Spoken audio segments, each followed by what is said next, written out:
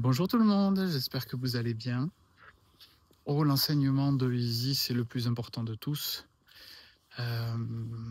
Passer de là, dans le sentiment intérieur, à là, dans le sentiment intérieur. C'est rien de plus simple que ça finalement, hein. C'est la voie.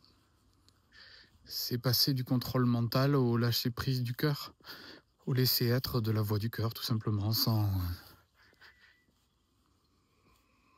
chercher à contrôler.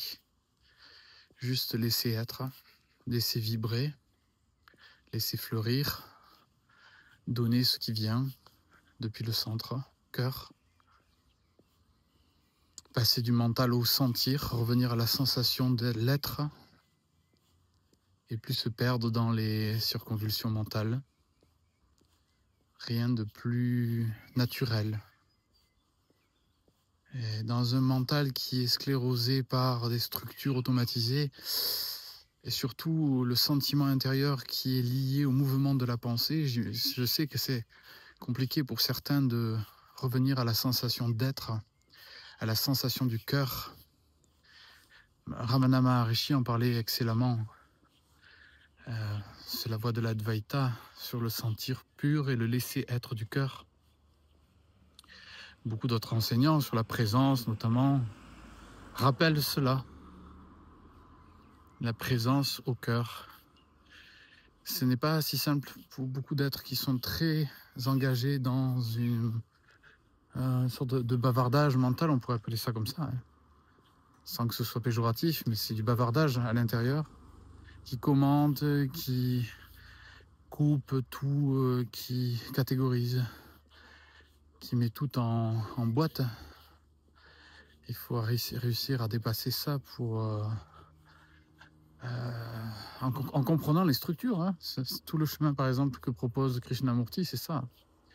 C'est comprendre les structures de la pensée pour la dépasser. Comprendre ses limites, limites paradoxales, avec le fait que, pour beaucoup, le monde de la pensée, c'est la totalité de ce qui est compréhensible du réel. Il n'y a rien d'autre, en vérité. Donc, pour beaucoup, hein, l'idée de revenir à la sensation d'être, c'est l'immense secret. La sensation du cœur, c'est l'immense secret que certains chamans entreprennent.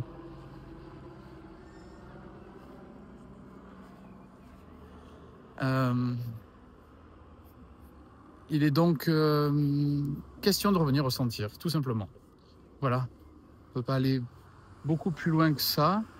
Si vous connaissez les travaux de Louis Sansa, par exemple, c'est intéressant pour ça. Si vous avez lu Les 7 plumes de l'aigle, peut-être que vous vous souvenez de cette assertion.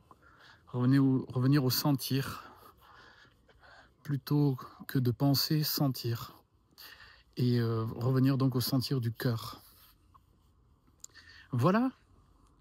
Je pars dans 10 jours au Népal pour assister à la cérémonie du Wesak. Et donc, je vais faire un vlog Népal. Comme vous avez suivi le vlog Égypte, vous étiez assez nombreux, plusieurs milliers. Nous allons continuer avec le Népal cette fois-ci. Ce sera mon deuxième vlog voyage. Et je vous partagerai un petit peu tout ce qu'on va vivre. Il y a surtout beaucoup de méditation dans des stupas, dans des temples, etc. On verra ensemble. Je vous raconterai. C'est un peu ce n'est pas un coup de tête, le terme n'est pas exact, mais j'ai reçu l'information des hiérarchies que je devais mettre cela en place là maintenant. Donc c'est fait. Je pars donc le 2 et je vous tiendrai au courant. Normalement, je pourrais uploader les vidéos, faire les vidéos, etc. là-bas. Donc, vous pourrez ressentir l'énergie de là-bas.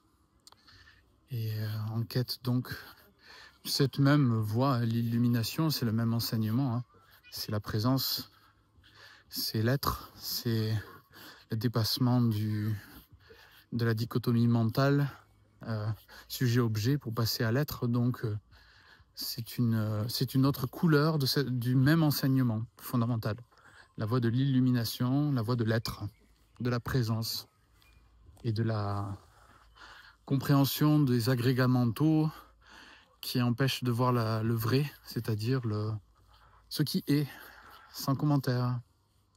Voilà, mes très chers, je suis très heureux de partager tout cela avec vous. J'espère que cela vous inspire et nourrit votre cœur, et que petit à petit, avec ces rendez-vous quotidiens, vous revenez à l'essence, en évitant les choses trappes qui sont peut-être parfois nécessaires, hein.